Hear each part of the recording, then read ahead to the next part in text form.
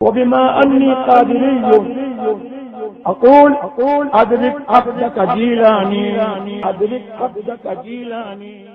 منبر پاک پر جلوہ فگن علماء ذوی الاحترام علماء دین قوم و ملت شہزادگان حضور صدر الشریعہ بالخصوص سرمایہ اہل سنت محافظ مسلک اعلی حضرت ترجمان مذہب اہل سنت ممتاز الفقہا سلطان المناظرین آبرو اہل سنت امیر المومنین فی الحدیث نائب قاضی القضات فی الہند آقائے نعمت مرشد برحق پیر طریقت رہبر راہ شریعت حضور محدث کبیر دامت برکات العالیہ طلبہ علوم نبوت السلام علیکم ورحمۃ اللہ تعالی وبرکاتہ.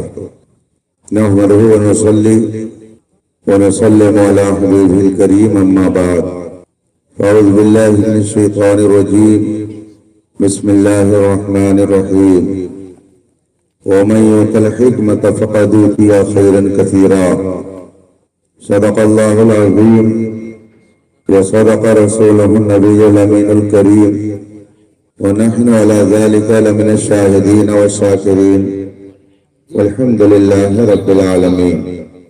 آئیے ہم اور آپ مصطفیٰ جان رحمت سرور کائنات فخر موجودات علیہ تحیت و ثنا کی بارگاہ ناز میں درود و سلام کا نذران عقیدت پیش کریں اور پڑھیں. اللہم صلی علی سیدنا و مولانا محمد معدن الجود والکرم و آلہ کرام اجمعین. رفیقان گرامی قدر حاضرین باوقار، آج کا یہ عظیم الشان اجلاس جس میں ہم اور آپ شرکت کی سعادت حاصل کیے ہوئے ہیں، عالم اسلام کی اس مائع ناز اور ابتری شخصیت کی بارگاہ میں خراج عقیدت پیش کرنے کے لیے منعقد ہے، جس کے فضل و کمال اور زہد و تقوی، ذہانت و فطانت، تدبر و تفکر اور حکمت و دانائی کی داستان ملک کے ہر خطے میں سنی اور سنائی جا رہی ہے، جس کا علمی خاندان فقہی گنبہ قبیلہ میری معلومات کے مطابق اس وقت ہندوستان اور پاکستان کو ملا کر کے سب سے بڑا ہے. علمی خاندان اتنا بڑا ہے کہ شاید ہم اور آپ گن نہ سکیں. ہندوستان کے طول و عرض میں پھیلے مدارس اور ان مدارس میں موجود اساتذہ کی فہرست اگر آپ مرتب کرنا چاہیں اور ان کا علمی شجرہ معلوم کرنا چاہیں تو کسی نہ کسی نہج اور طریقے سے ان کا علمی شجرہ حضور صدر الشریعہ تک پہنچے گا. ہم ہوئے تم ہوئے کہ میر ہوئے، ہم ہوئے تم ہوئے کہ میر ہوئے، ان کی زلفوں کے سب اسیر ہوئے. حضور صدر الشریعہ اللہ تبارک و تعالیٰ کی نعمتوں میں سے ایک عظیم نعمت کا نام ہے. رسول کائنات صلی اللہ علیہ وسلم کی خصوصی توجہ کا نام ہے. غوث و خواجہ کی خصوصی عنایت کا نام ہے. صدر الشریعہ امام احمد رضا کے اسپیشل تحفے کا نام ہے. رب کائنات نے انہیں جتنی خوبیاں عطا فرمائی تھی اس کا اعتراف اپنے اور بیگانے سبھی کر رہے ہیں. ہماری قوم کا عجب مزاج ہے اور ان کے نزدیک سوچنے سمجھنے کا الگ معیار ہے. مجھے ایک واقعہ یاد آتا ہے. کوئی سنی مسلمان ایک بدمذہب کے ادارے میں اسے دیکھنے کے لیے پہنچ گیا. وہاں کے ایک استاذ نے مدرسے کو دکھایا، ٹہلایا اور پھر پوچھا مدرسہ کیسا لگ رہا ہے؟ تو سنی سیٹھ نے کہا مدرسہ ٹھیک ہے مگر اس میں روحانیت نظر نہیں آ رہی. اس بدعقیدہ استاذ کا بیان ہے، میں نے سمجھ لیا کہ یہ بریلوی کیا مزاج رکھتا ہے۔ تو وہ کہتا ہے کہ میں شہر کے اپنے ایک عالم کے پاس اسے لے گیا جو میلا کچیلا کپڑا پہنتے تھے، عمر کی آخری منزل میں تھے، صحیح ڈھنگ سے بات نہیں کر پاتے تھے۔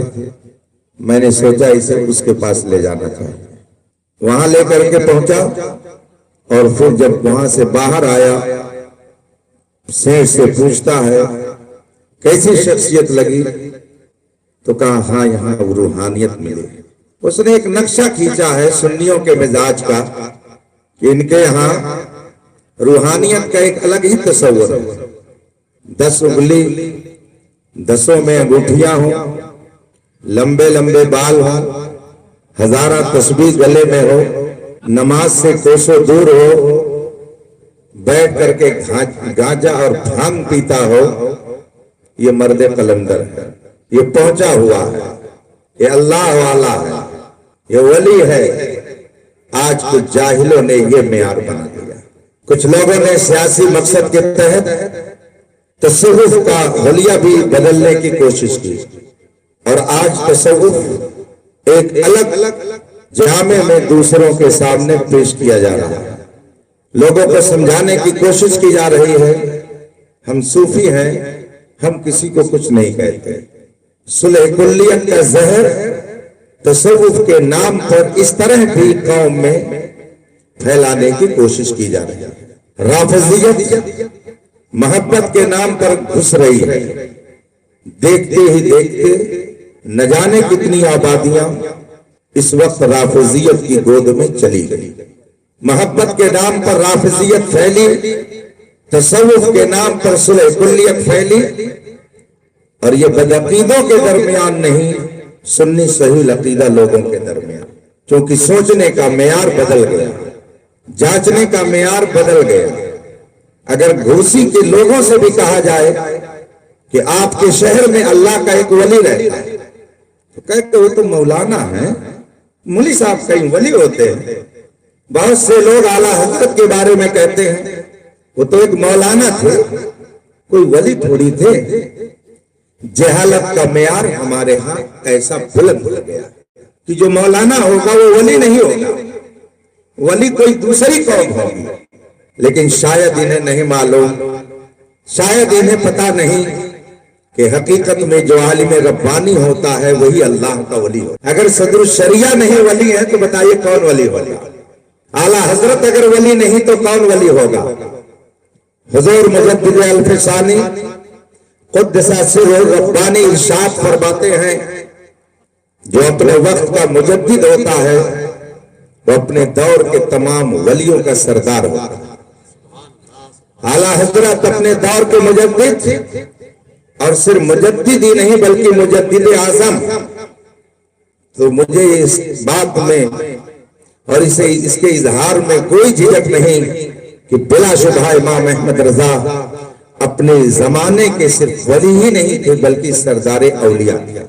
اب وہ سردار اولیاء تھے تو ان کے ارد گرد جو ان کے دسترخوان کرم سے حصہ پا رہے تھے، میرے علم اور میری دانش کے مطابق اللہ کے کرم سے انہیں بھی ولایت کا حصہ ملا تھا، اور ان کے خانے علم سے غذا فراہم کرنے والے، ان کے خرمن علم و حکمت سے خوشہ چینی کرنے والوں میں حضور صدر الشریعہ کا نام سر فہرست ہے۔ احب الخلفاء، تمام خلفاء میں محبوب ترین خلیفہ کا نام صدر الشریعہ، اعلیٰ حضرت کے نزدیک کام کی مشین کا نام صدر الشریعہ، امام احمد رضا کی بارگاہ میں سب سے زیادہ قرب رکھنے والی ذات کا نام صدر الشریعہ ہے۔ اور یاد رکھیے جو کسی مرکز سے جتنا قریب ہوتا ہے مرکز کا فیض اس کے اندر اتنا ہی زیادہ ہوتا ہے۔ سورج حرارت اور گرمی کا مرکز ہے، تو اب جو چیز سورج سے جس قدر قرب رکھے گی اس کو حرارت اتنی ہی زیادہ ملے گی، اور جو چیز سورج سے جتنی زیادہ دور ہوگی اس کے اندر حرارت اور گرمی اتنی ہی کم ہوگی۔ سورج مرکز حرارت ہے، اس سے جو جتنا قرب رکھے گا اس کے اندر اتنی ہی حرارت آئے گی۔ امام احمد رضا ہندوستان میں مرکز عشق مصطفیٰ کا نام ہے۔ امام احمد رضا مرکز علم و فن کا نام ہے۔ امام احمد رضا مرجع علماء کا نام ہے۔ امام احمد رضا مرکز فضل و کمال کا نام ہے۔ اس مرکز سے حضور صدر الشریعہ کو اتنا قرب حاصل تھا، اتنا قرب حاصل تھا کہ سینے سے لگا کر کے سینے کو علم و فضل کا خزینہ حضور صدر الشریعہ علیہ رحمت و رضوان کو سرکار اعلیٰ حضرت سے جو قرب حاصل تھا، یہ اسی کی برکت ہے کہ آج اعلیٰ حضرت کے خلفاء کے شہزادوں میں جو قرب میرے محدث کبیر کو مرکز اہل سنت بریلی سے حاصل ہے، کسی اور کو حاصل نہیں۔ 90 سال کی عمر میں پہنچنے کے بعد آج بھی خواہ کسی چٹیل میدان میں کوئی بلائے یا تاج محل میں بلائے، جہاں بھی تم نے پکارا ہے جانثار چلے۔ جہاں قوم کو ضرورت پڑتی ہے، مسلک کے تحفظ کی بات آتی ہے، فقہی مسائل کی گتھیاں سلجھانے کا ذکر ہوتا ہے، وہاں نام لیا جاتا ہے تو محدث کبیر کا نام لیا جاتا ہے۔ حضور محدث کبیر دامہ ظلہ العالی، میں سمجھتا ہوں کہ اس زمانے میں اعلیٰ حضرت کی عظیم علمی یادگار کا نام ہے۔ اعلیٰ حضرت رضی اللہ تعالیٰ عنہ کی خصوصی عنایت کا نام ہے۔ پورے ہندوستان میں آپ بتائیے، عمر کی اس منزل کو پہنچنے کے بعد بھی رات میں میدان تدریس نہیں بلکہ تقریر میں پہنچ کر کے لوگوں سے خطاب کرے، اور صبح درسگاہ میں پہنچ کر کے قال اللہ قال رسول کی صدا سے طلبہ کے قلوب و اذہان کو گرم کرے۔ بتائیے ہندوستان میں کون سی ذات ہے؟ کون ہے وہ کہ جو میدان مناظرہ کبھی بے تاج بادشاہ، لوگ اسے کہیں تو سلطان المناظرین کہیں، کون ہے وہ جو علم حدیث میں اپنی مثال آپ ہو اور دنیا اسے کہے تو امیر المومنین فی الحدیث کہے؟ کون ہے وہ کہ جو فقہ و فتاوی پر ایسی گہری نظر رکھے کہ جو جدید مسائل کے محقق ہیں انہیں بھی کہنا پڑے کہ یہ ممتاز الفقہاء ہے؟ کون ہے وہ کہ جو پورے ہندوستان کے مدارس میں پڑھانے والے استاذوں کا یا تو استاد ہو یا دادا استاد ہو یا پردادا استاد ہو یا لقب استاد ہو، یہ نسبت اگر کسی کو حاصل ہے تو محدث کبیر سبحان اللہ۔ حضور صدر الشریعہ علیہ رحمت و رضوان کہ اس علمی یادگار کو ہمیں بہت سنبھال کر کے رکھنے کی ضرورت ہے۔ صدر الشریعہ صرف ایک عالم ہی نہیں تھے، عالم در تھے۔ صدر الشریعہ صرف ایک مولوی ہی نہیں تھے، وہ مولائے ہند تھے۔ صدر الشریعہ صرف ایک فقیہ ہی نہیں تھے بلکہ وہ عابد شب زندہ دار تھے۔ صدر الشریعہ وہ صرف ایک مدرس ہی نہیں تھے، زاہد بیریا تھے۔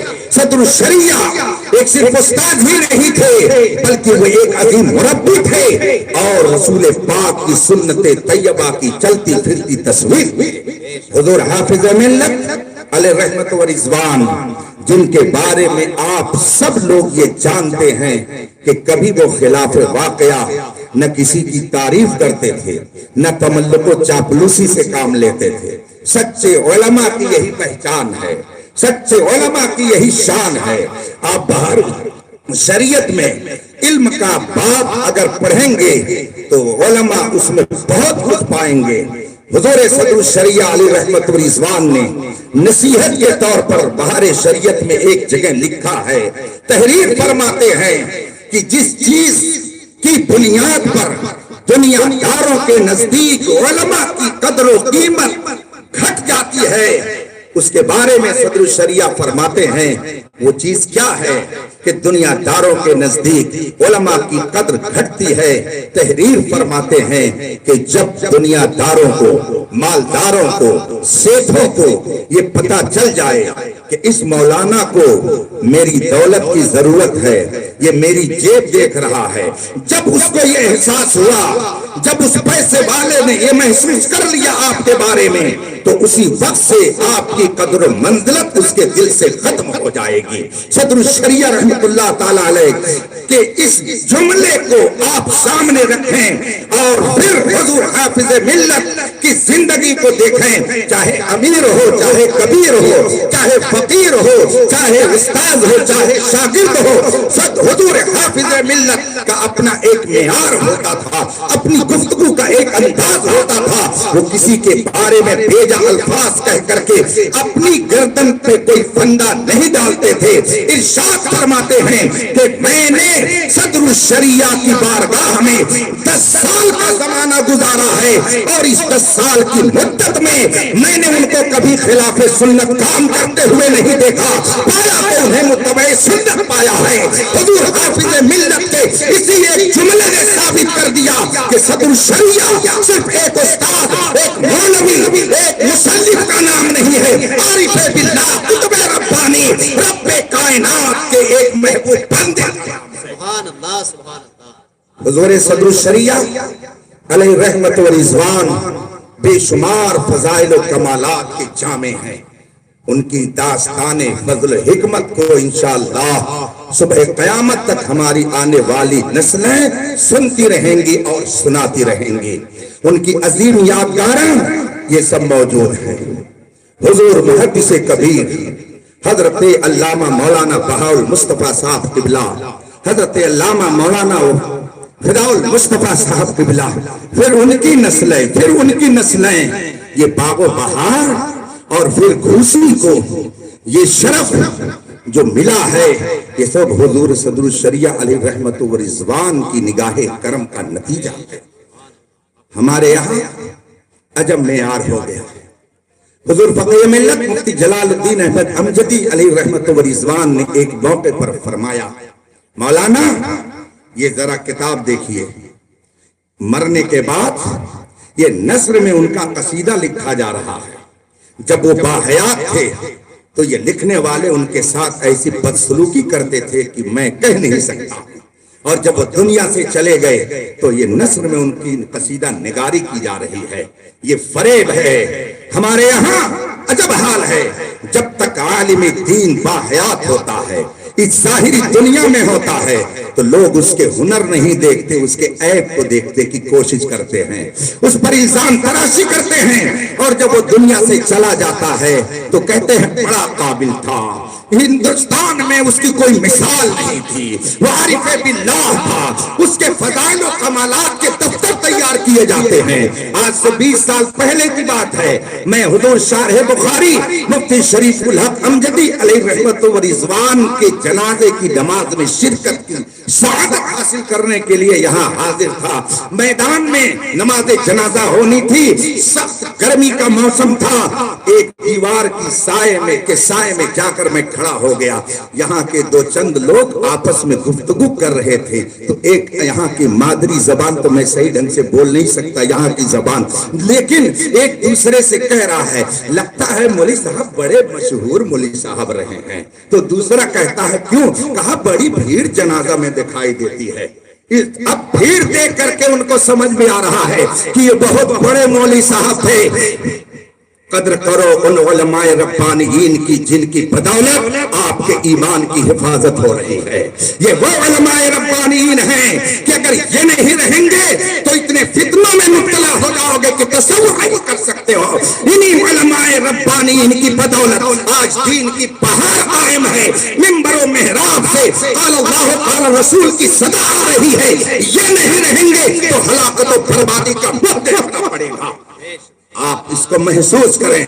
دنیا سے جانے کے بعد بہت سارے لوگوں کے فضائل بیان کیے جاتے ہیں، ان کی قدر کی جاتی ہے۔ میرے عزیز طلبہ، عوام اہل سنت، آپ اپنے دل کے نہا خانے میں ان علماء ربانیین بالخصوص حضور محدث کبیر کی محبت کا تحفہ لے کر کے جاؤ، اور یہ تصور رکھو کہ رب قدیر نے ہندوستان پاکستانی مسلمانوں کو جو ایک عظیم نعمت دی ہے، اس کا بدل اس وقت پورے ہندوستان میں کوئی نظر نہیں آ رہا۔ بے شک نعرہ تکبیر، نعرہ رسالت، عرس حضور صدر الشریعہ، حضور محدث کبیر، نعرہ تکبیر۔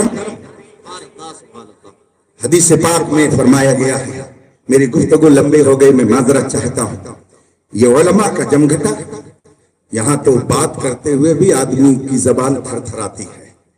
ان علماء کے درمیان گفتگو کرنا کارے دارے تھے، لیکن میں سمجھتا ہوں کہ حضور محدث کبیر نے جو اس فقیر پر عنایتوں کے بادل اپنے گھروا دیے ہیں، یہ اسی کی برکت ہے کہ میں آپ کے سامنے کچھ بولنے کی جسارت کر رہا ہوں۔ حدیث پاک میں فرمایا گیا، جسے آپ نے نہ جانے کتنی مرتبہ ان علماء کرام کی زبان سے سن لیا ہوگا، قیامت کی نشانیوں میں سے ایک ہے کہ علماء اٹھا لیے جائیں گے، علماء اٹھا لیے جائیں گے، اور علماء علم اٹھے گا، علم اٹھے گا۔ حدیث پاک میں رسول کریم نے ارشاد فرمایا ہے، علم اٹھے گا، لیکن علم یوں نہیں کہ لوگوں کے سینوں سے کھینچ لیا جائے، وَلَكِنْ يَقْبِضُ بِقَبْضِ الْعُلَمَاءِ، علماء اٹھا لیے جائیں گے۔ کیا آپ نہیں دیکھتے ہیں کتنی تیزی سے علماء ربانیین ایک ایک کر کے رخصت ہو رہے ہیں؟ جو بچے ہوئے ہیں ان کو اپنی آنکھوں کا سرما بنا کر کے رکھیے، دل کی دھڑکن بنا کر کے رکھیے، اپنے دل کا عظیم تحفہ انہیں تصور کیجئے، علم و حکمت کے اس گلدستے سے خوشبو حاصل کیجئے، آنکھوں میں نور پیدا کیجئے، ورنہ ستو لے کر کے تلاشیں گے مگر ایسے علماء آپ کو نظر نہیں آئیں گے۔ ایک جاتا ہے مگر اپنا ثانی چھوڑ کر نہیں جاتا ہے۔ حضور اعلیٰ حضرت دنیا سے گئے، کیا 100 سال میں کسی دوسرے اعلیٰ حضرت کو آپ نے دیکھا؟ حضور حجت الاسلام تشریف لے گئے، کیا کوئی حجت الاسلام کی شکل میں نظر آیا؟ حضور مفتی اعظم ہند جلوہ فرما تھے، رونق تھی، بہار تھی ہند میں، وہ دنیا سے تشریف لے گئے، کیا مفتی اعظم ہند جیسا کوئی دکھا؟ حضور حافظ ملت، حضور صدر الشریعہ، حضور مجاہد ملت، یہ علماء ربانیین دنیا سے تشریف لے گئے، مگر ہم کو اب تک ان کا کوئی ثانی نظر نہیں آ رہا ہے۔ اگر یہ علماء نہیں رہیں گے تو آنکھیں ترس جائیں گے، دل تڑپ جائیں گے، حیران و پریشان رہیں گے۔ ابھی جب مسائل الجھتے ہیں تو بہت سے لوگ فون کرتے ہیں، کہتے ہیں کہ وہ سپریم کورٹ میں ہم بعد میں جائیں گے، سوچتے ہیں کہ نیچے ہی سے مسئلہ حل ہو جائے، وہاں تک ہماری رسائی نہیں ہے، آپ ہماری بات وہاں تک پہنچا دیجئے۔ گویا علماء، عوام، خواص، اہل علم، ارباب علم و حکمت سب یہ سمجھتے ہیں کہ اس وقت مشکلوں کا حل اگر کوئی ہے تو محدث کبیر کے پاس۔ سبحان اللہ، سبحان اللہ، حق ہے، سبحان اللہ، سبحان اللہ۔ رب قدیر اپنے حبیب پاک کے طفیل ہم سب کو اپنے سچے علماء کی تعظیم و احترام کا شعور عطا فرمائے۔